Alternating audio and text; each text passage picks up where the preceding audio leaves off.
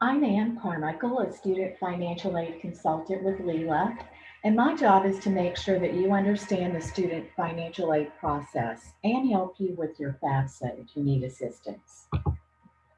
As I'm sure your counselor has already told you, the Louisiana Department of Education asks that the class of 2021 submit the pre-application for federal student aid as a requirement for graduation. And this simply ensures that your money is ready and waiting for you when you begin college this fall. Now, because college can be expensive, it's time to start thinking about those expenses and preparing for them. And they include your equipment, books and supplies, your personal expenses, room and board, and tuition and fees. But the good news is that financial aid is available from the U.S. Department of Education, the state of Louisiana, your college or career school, and nonprofit and private organizations. Every year, the federal government provides more than $120 billion in student financial aid, and we want to make sure that you are receiving your portion. Types of federal student aid include the federal Pell Grant, the Federal Supplemental Education Opportunity Grant, the Teacher Educational Assistance for College and Higher Education Grant, the Iraq and Afghanistan Service Grant, Federal Work Study, and direct subsidized, unsubsidized, and plus loans. Federal student aid grants are a form of financial aid that does not have to be repaid. And those grants include the Pell Grant for undergraduates with financial need, FSEOGs for undergraduates with exceptional financial need, service grants for students of military parents who died defending the country following 9/11, and teach grants for students pursuing a teaching career. The Federal Work Study Program provides part-time jobs to help pay for your education expenses. So select yes on the FAFSA because it will not obligate you to accept any jobs offered, but it will let the financial aid office know that you are interested in being considered for work on campus. Your earnings in these jobs will be paid directly to you, the student, and should be used to pay for your college expenses. And these look great on your first professional resume. Now, direct subsidized loans are based on financial need, and no interest is charged until you graduate or cease to attend. On the other hand, almost everyone is eligible for direct unsubsidized loans, regardless of financial need. However, the interest does begin to accrue on those loans once they're fully dispersed. So you can see that there is a big difference between direct subsidized and unsubsidized loans. Always accept the subsidized loan portion first. And you can remind yourself of this by telling yourself that the you in unsubsidized means that you always pay the interest. If you are offered loans, accept the federal student loans first because payments aren't due until you graduate or cease to attend. The interest rate is fixed at a lower rate and no credit check is required. Private loans should be accepted only as needed because most require payments be made while you're still in school. The interest rate might be variable and often it's much higher, and they almost always require a cosigner. So do your research before accepting any private loans. To dispel the myth, almost everyone is eligible for some type of federal student aid. And all federal student aid and most institutional and private aid is contingent upon completion of the free application for federal student aid or the FAFSA, which launched on October 1st. Now it does so every October 1st, and remember you must submit a FAFSA every year you're going to be in college. And the money is offered on a first come, first served basis. So submit your FAFSA as soon as possible. because we've already been alerted that over 1 million FAFSAs have been submitted for this next academic year. So get to the head of the line while the money is still available so you'll be offered your maximum award that you're eligible to receive.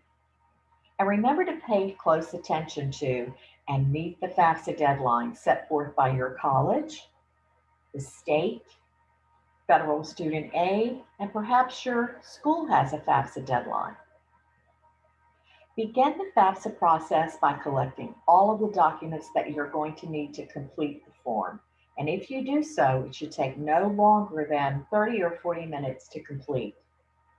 Those documents include the student and parents' Social Security cards, the student and parents' 2019 federal income tax returns, if they filed, your W-2s, because there's information on this form that might not be found on the tax return, and then bank statements and records of investments, because you must report the balances of these accounts as of the date you submit the FAFSA.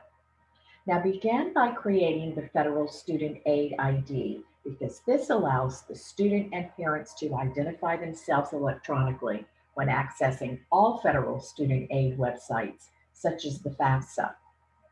The ID consists of a unique username and password that you will create and should reflect only your personal information.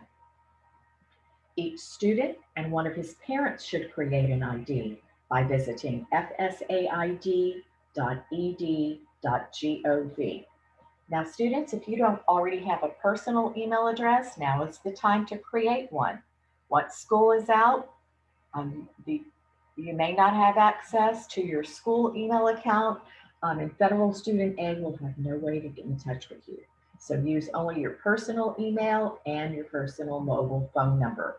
Don't share your information with someone else. Don't use mom or dad's mobile phone as your alternate phone. If you don't have two phones, leave that alternate phone number blank.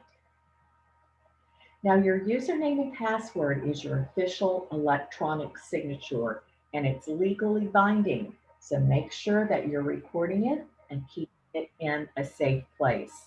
You're going to need it at a later time. And every year that you're in college, you're going to have to use your FSA ID. If you don't have access to a computer when you're ready to begin, you can always download the FAFSA mobile app. It's called My Student Aid, and you can use it to submit your FAFSA on your mobile phone or any mobile device that has internet access. Or if you prefer, you can complete the FAFSA using the web-based version at fafsa.gov. Now, if the student wants to begin the FAFSA on his mobile device and the parent wants to use the web-based version, that's fine. Everything will be integrated when it's time to sign and submit the FAFSA. Begin the FAFSA by logging in with the student's FSA ID, because the FAFSA is the student's application for federal student aid.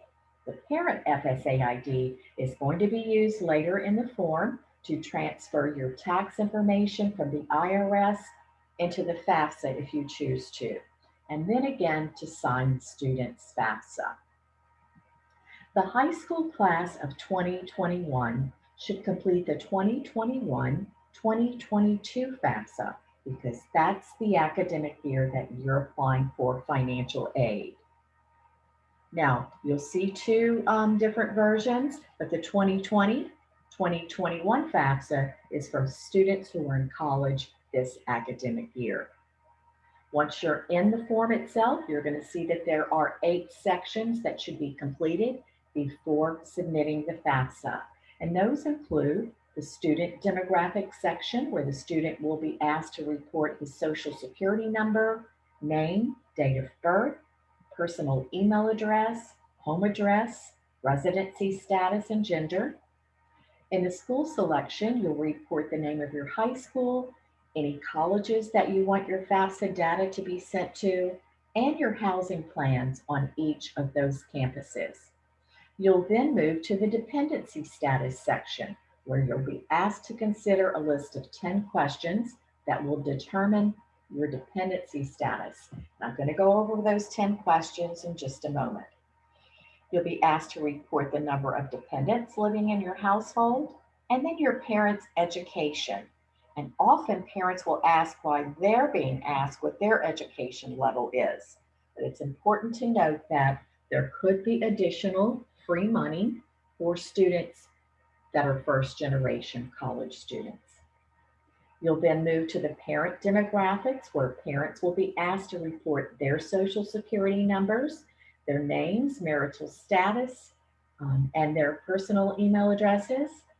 Then the parent and student financials, where you will each be asked to report your working wages from 2019, any federal benefits that you receive, and the balances of your savings and investment accounts. Then it's time to sign and submit the FAFSA. Once you do, you'll receive confirmation. Now, as you're moving through the FAFSA, if you have a question about a question, look over to the right-hand side, you'll see a question mark. Click on the question mark for a more detailed description. You're going to find hyperlinks within the FAFSA for definitions, legal terms, and financial aid terms. If you need more clarification on those topics, you can request a FAFSA online chat. You can call Federal Student Aid with your questions, or you can contact me at Lela's FAFSA helpline. But for this session, I'm going to cover only the most commonly asked FAFSA questions. We'll start with the citizenship requirement, because students must be a citizen or an eligible non-citizen to complete a FAFSA. If you're not sure what an eligible non-citizen is, this is one of the hyperlinks. Click here for a more detailed description. Now, if you are a citizen or an eligible non-citizen and you've determined that, but your parents are not, they will just enter zeros anywhere a social security number is asked for. Then the student can go ahead and submit the FAFSA. Young men between the ages of 18 and 26 must be registered with Selective Service to receive federal student aid. So if that's your choice and you haven't already registered, you can register within the FAFSA. If you're not 18 yet, that's okay.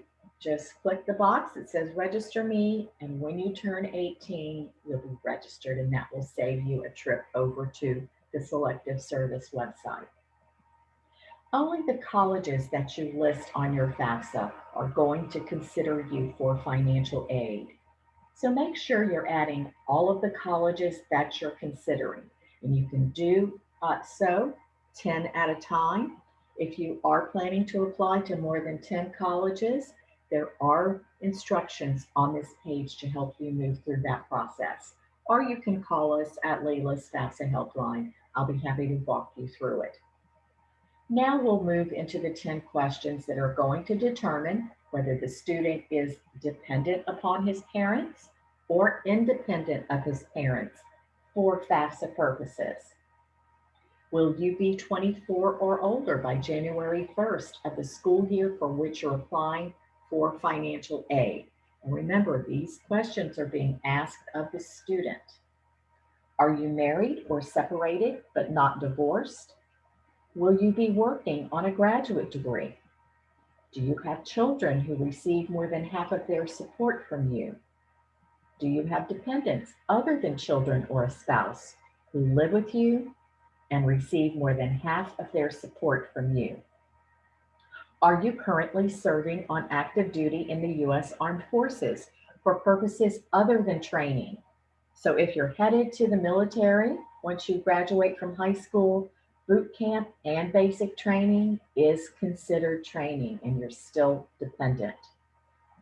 Are you a veteran of the U.S. Armed Forces? At any time since you turned 13, were both of your parents deceased? Were you in foster care, or were you a ward or dependent of the court? Are you an emancipated minor, or are you in legal guardianship as determined by a court? Now, these are hyperlinks within the FAFSA if you're not quite sure what those terms mean, but it's important for you to know that legal custody is not always considered legal guardianship. So make sure you have your documents with you before you answer that question. Are you an unaccompanied youth who is homeless? Or are you self-supporting and at risk of being homeless? If you can answer yes to just one of these questions and provide a legal document supporting your claim, then you're considered an independent student for FAFSA purposes, and you will not be asked to provide parental information. Now, for FAFSA purposes, just because you live alone and support yourself and you file your own taxes, you are still considered dependent unless you can answer one of the prior 10 questions.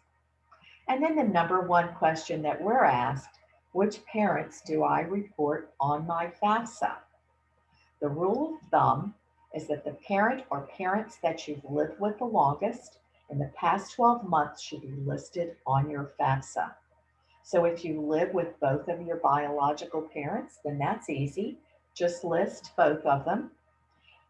But if the parent that you lived with the longest in the past 12 months is either separated, divorced, or was never married, you should list that parent only on your FAFSA. However, if that parent is now remarried, then you must include your step parent as well. In other words, federal student aid wants to know the financial standing of the household that the student has lived in the longest in the 12 months prior to the date that the FAFSA was submitted.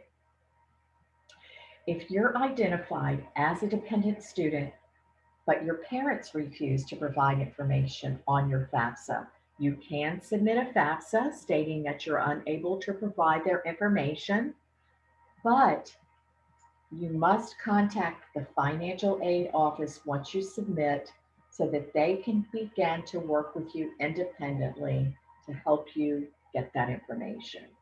They will be the ones that are determining your financial aid offer. So don't hesitate, give them a call because if you don't, you're only going to be considered for federal student loans. To make the FAFSA process go a lot smoother, please use the Internal Revenue Service's data retrieval tool. This will help you link over to the IRS site, grab your tax information, and drop it directly into your FAFSA. Not only is it going to ensure that it's accurate, your student is probably going to, this is going to diminish their chances of being selected for verification on that college campus. So grab your 2019 income tax return. Whatever's listed on that return has to be listed here in the IRS site, even if your name is misspelled or you've moved since the date that your 2019 return was filed. You must report information exactly as printed on that return.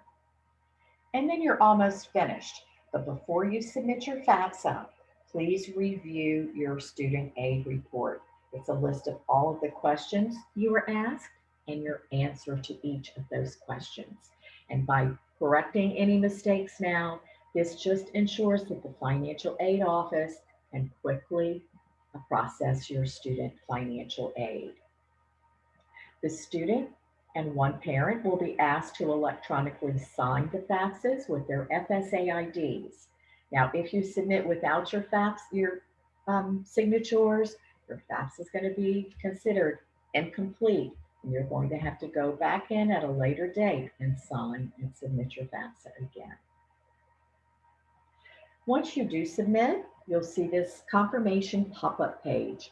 And although the student is going to receive an email from Federal Student Aid letting him know that the FAFSA was submitted, this is the only time you're going to get this much detailed information.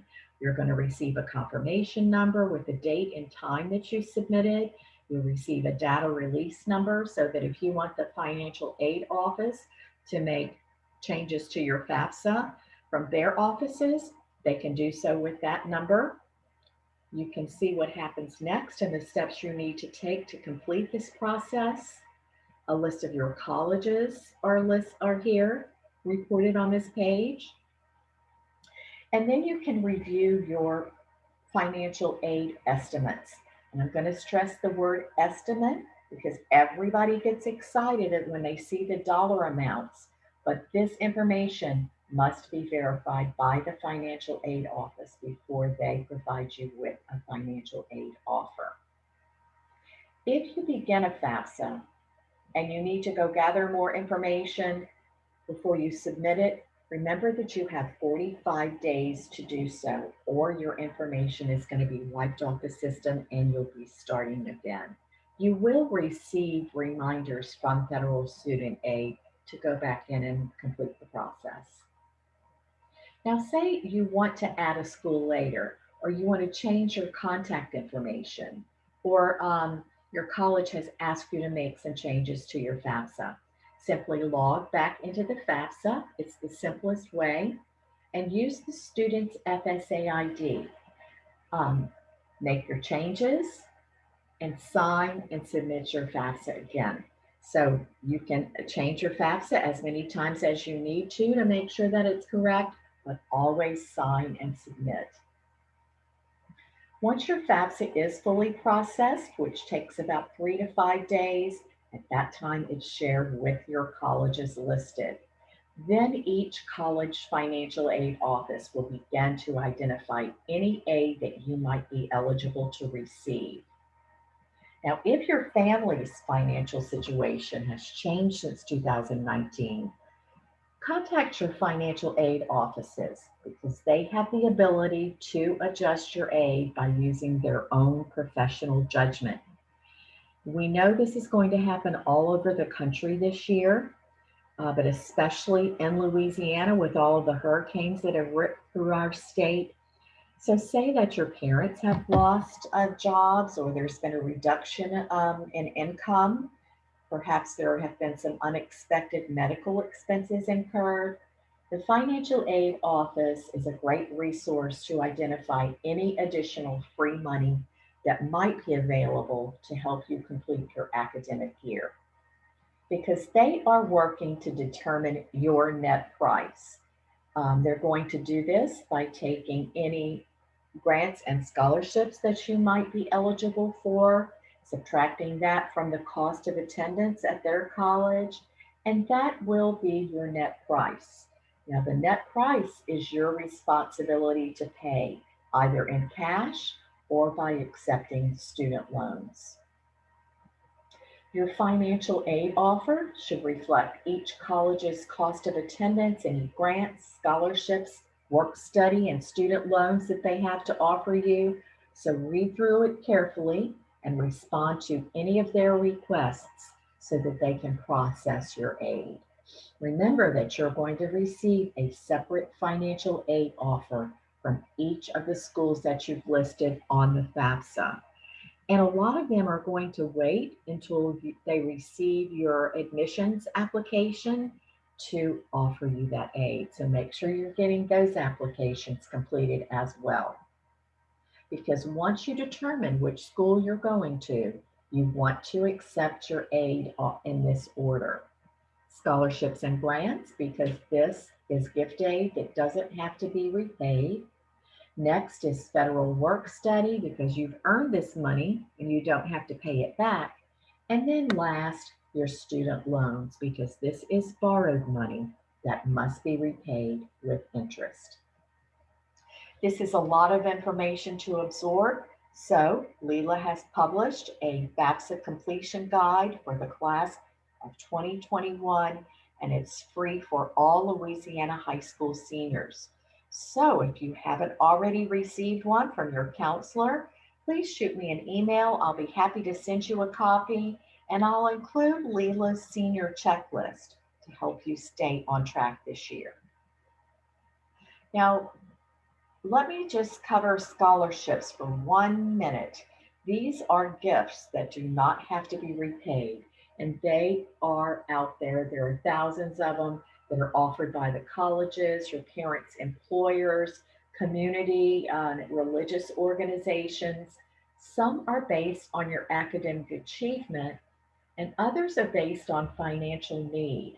A scholarship could cover the entire cost of your tuition, or it could be a one-time award So it's worth applying for them because if you do apply and receive them, it's going to reduce the cost of your education. And bottom line, that means that it's going to reduce your student loan debt. So talk to your high school counselor, contact your college financial aid office and your admissions recruiters for some ideas on scholarships that they've heard about. This year, Lela offers a $1,000 FAFSA completion scholarship for seniors attending a Louisiana high school. All you have to do is complete your FAFSA um, and go to our website to get the application. Once you're in college, you can apply for our $1,000 Choose Louisiana scholarship if you're going to a Louisiana college because we want to keep you here in the state. So go to lela.org for the details on these offers and also for the applications. Now, if you're going to a pricier college and you've exhausted all your opportunities for grants, scholarships, federal and state dollars, Lela does administer a nonprofit education loan program, and you can find out more about that at lelachoice.org.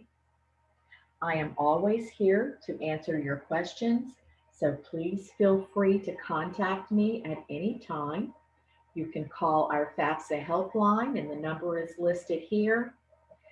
And you can email me if you prefer, and if you want a copy of that FAFSA completion guide.